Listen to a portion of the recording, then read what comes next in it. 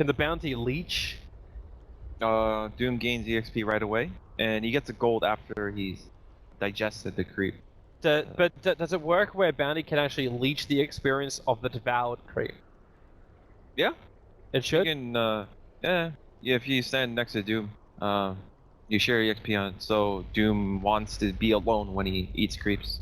I'm just wondering, like, is that mental thing? Yeah. Like, does he actually gain it because he's like gulping it down instead of?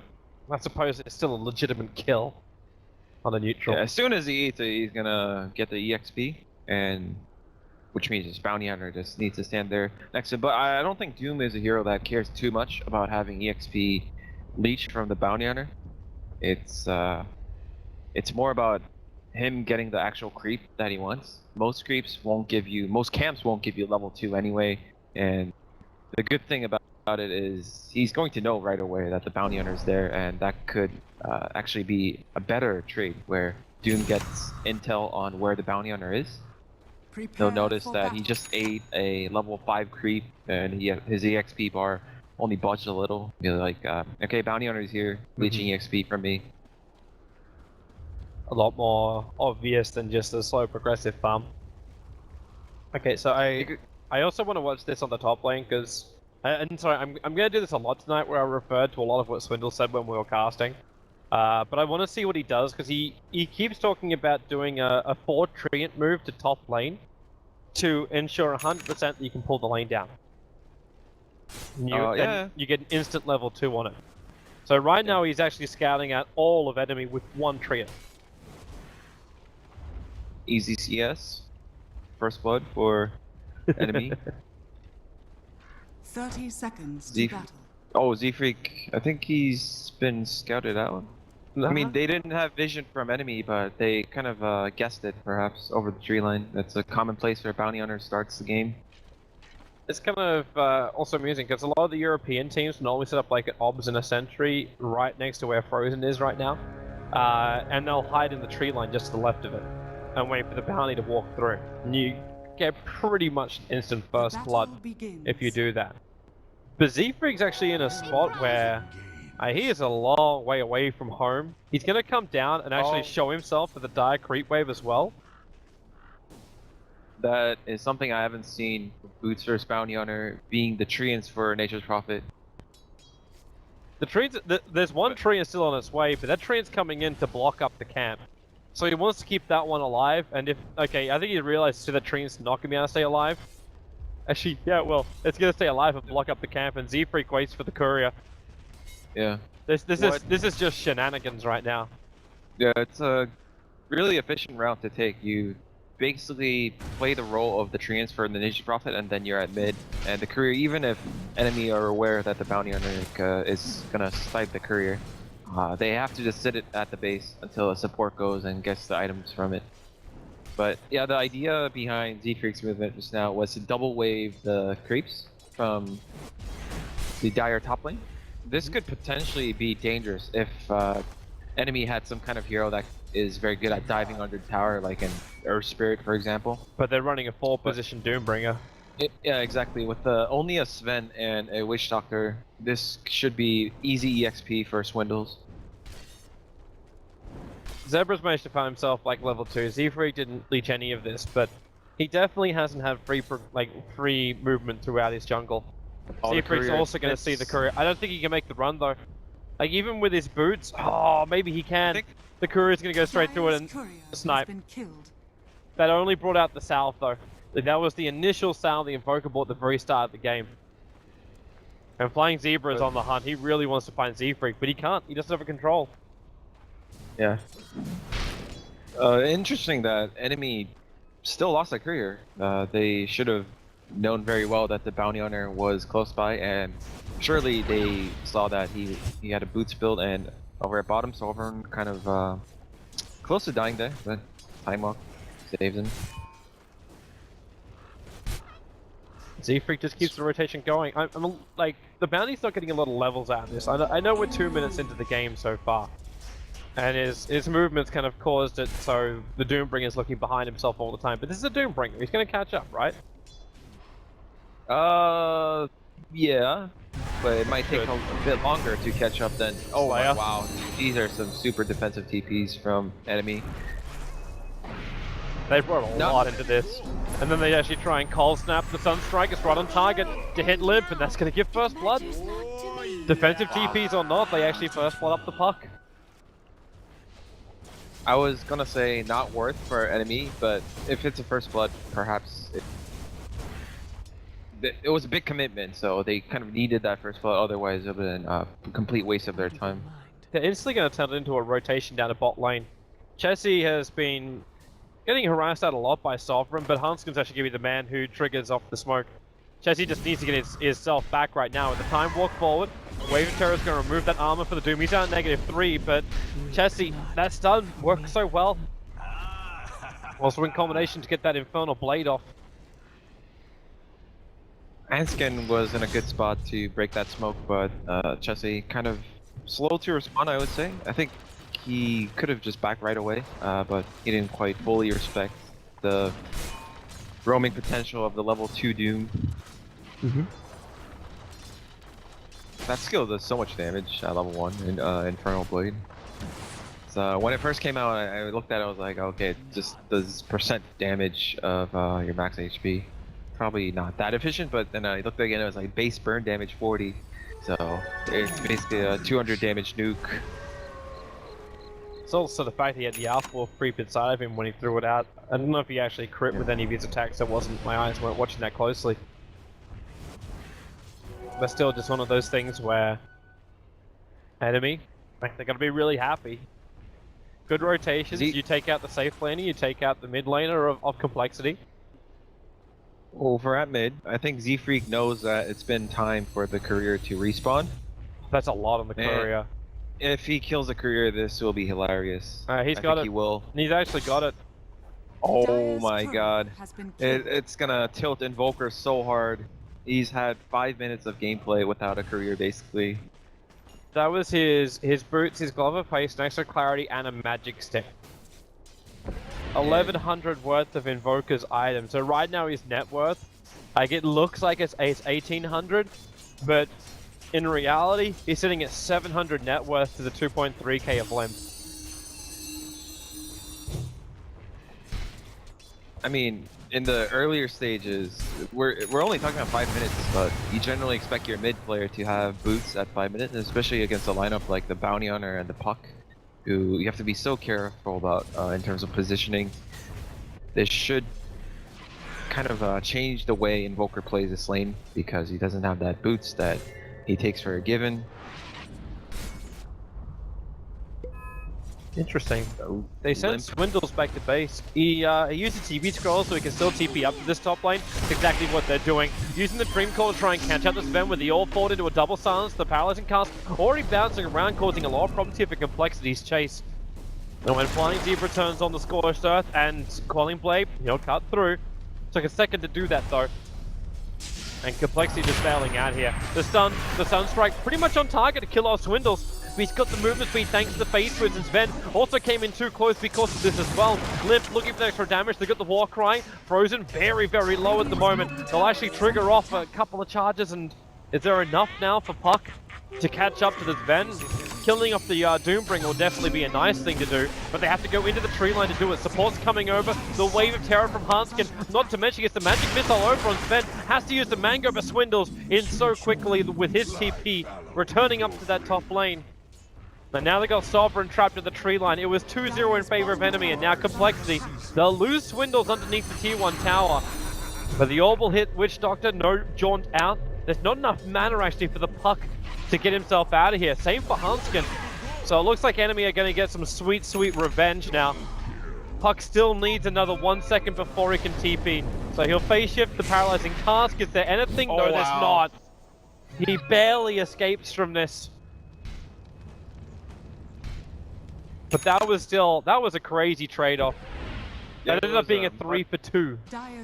It was a much better trade-off for Complexity for sure. They took the initiative. First of all, they are pressuring the Sven lane. Sven is one of those heroes that the earlier you pressure Sven, it's a kind of a team effort thing. Just look at his items. He doesn't have that Helm of Dom, which he would have liked to just farm in the lane peacefully, but Complexity brought the fight to them so early, and all that time Drow Ranger was not part of the fight, but she was being of great assistance for maxed out Aura, and she getting the level 6 early on. Not just that, the fact you're able to remove both of the hard lane towers of enemy, and there was no reply. There couldn't be because they were so focused on the top. So even if Complexity possibly lost 1 or 2 more heroes, just aggression was so good from them. So I was waiting to see if Z-Freak was going to get the courier, but Frozen was more defensive and backed up almost the tier 3 tower to get the wards of the courier. These towers also just drop so quickly. Yeah, also Z-Freak got a good chunk of EXP from that top fight. He survived through a good portion of it, and before he didn't have any source of EXP, but now with one more team fight he's possibly going to get level 6. Complexity just going into the Roche pit straight on, knowing that with the 2 bottom towers pushed on Dire side, they have so much more control. Well, they've still got all the damage. Bounty just walked underneath one of the sentry wards, which was planted in mid, scouting him out. But with the trees in position, they put an observer ward up on the hillside. They've got Nagus Immortal on the back of Chessie, and this is something which you'll see Complexity do all the time. They highly prioritize whenever you think is the time for Sven to start stacking and flash farming. They're going to ward off the Ancients. They do this around the 7 to 8 minute mark in almost all of their games that they up against an Ancient Clearer. Yeah, I think every team should do that playing against Sven, because Sven, to me, is a hit or miss hero. It either just wrecks the game, or is like you regret picking Sven because you get pressured so early and you don't get to use any of the hero's benefits of being able to flash farm Ancients. And earlier, that I think Z-Freak intentionally, like not intentionally died, but he was intentionally in a very risky position because Bounty Hunter is probably the least impactful guy for the Roach Pit, whereas the other heroes are ranged. They provide like important stuff like the Wave of Terror. It's so number 3! Oh, Z-Freak! Oh, he was so close! I thought it was going to be the 3rd courier death.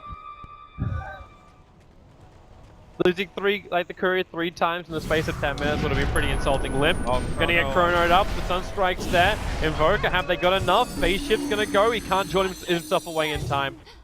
So the puck will die. Perhaps with Fairy Fire used, he might have survived. But I don't really blame him. That was a very panicky moment for Puck. He was so close. I think he could have tried for the orb first, and then eat a Fairy Fire orb, Phase Shift, and see his luck.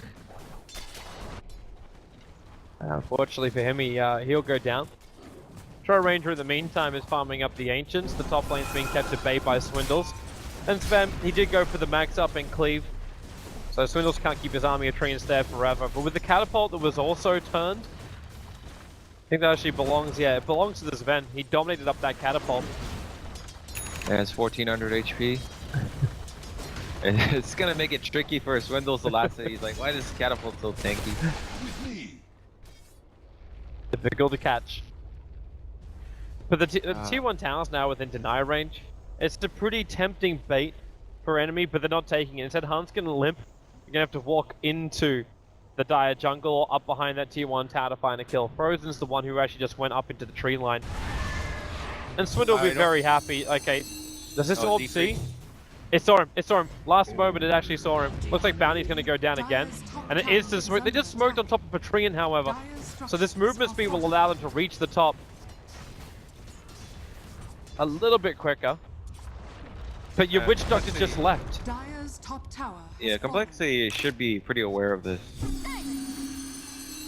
In any case, I think they are fine with bringing the fight to the top lane because... Swindles, maybe not so aware, he's going to get doomed up. Hunska going to swap him away to safety. The Dream Cult holding in so much of enemy at the moment. The Doom's already gone down, but here comes BSJ in through the rear. Swindle still alive at the moment.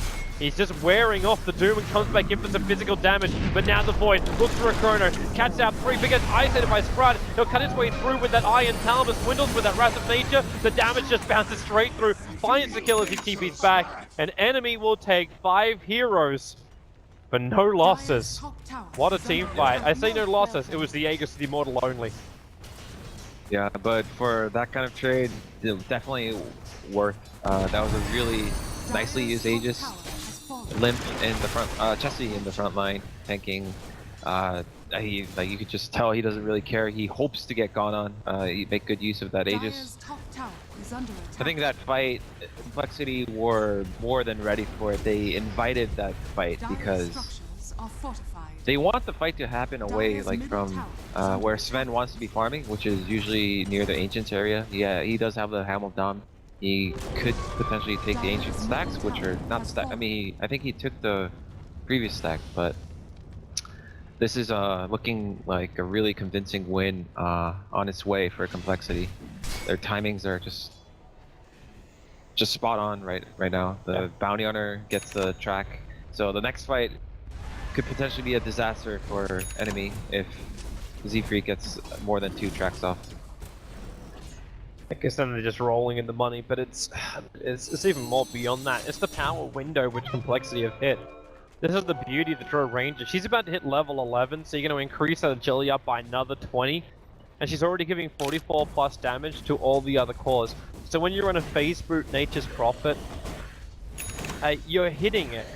And like at this rate, he's rapidly approaching the 200 damage with every single hit. Plus he's got the attack speed that comes out from his minus. The drums buff up will be there too. And he's already got a level 2 Wrath of Nature, 14 minutes in. They got so much burst damage from him, and then you look at Limp, who's going to amplify this. He's actually picking up what looks to be a Veil of Swindles. Really caught out, and he'll go down here. That ward from the Dire ward next to the top tier 1 Radiant. That ward actually gave him vision to use a cold snap. Big kill for Enemy, but sad to say, I don't think it's enough. They need more right now to come back into this game. This Complexity have so much going for them, whereas Enemy, their cooldown, they are a very cooldown based team right now. Their Chrono faces Void. He is on his way to Vlad's, but he probably wants a lot more items than that if they want to go late into this game. Chrono. They're looking for any kind of quick fix. 10, that VS is really tanky. She's still going to go down no matter what. Inferno takes you.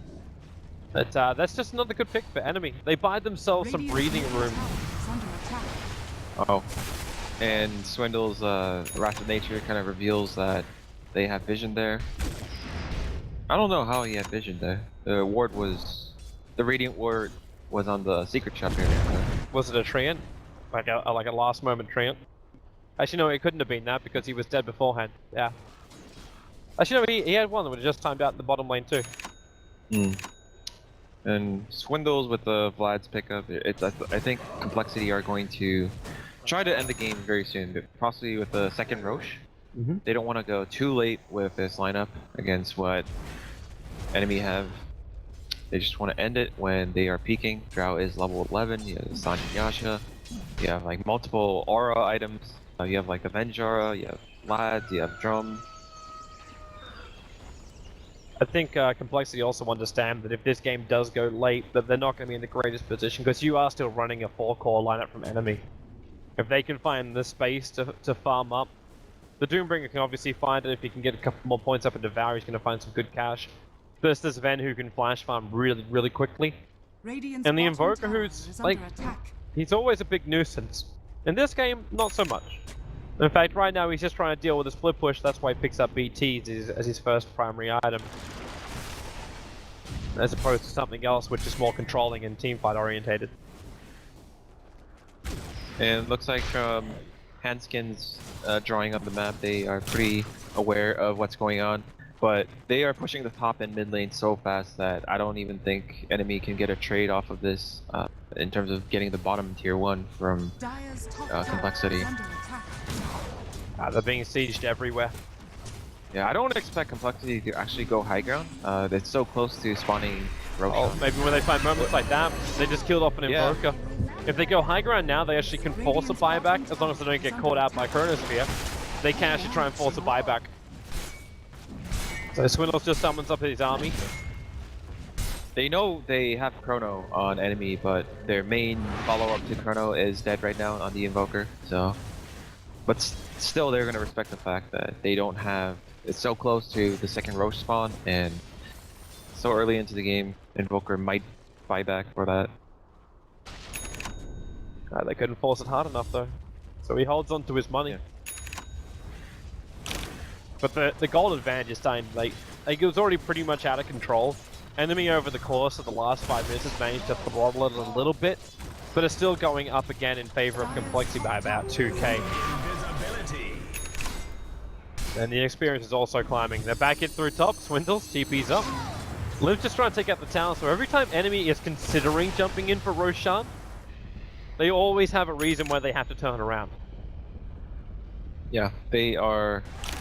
This is one of the greatest things about Nature's Prophet. It feels like even though Complexity are on their Radiant side, they have the Roche advantage because of the way Swindles is able to pressure this top lane.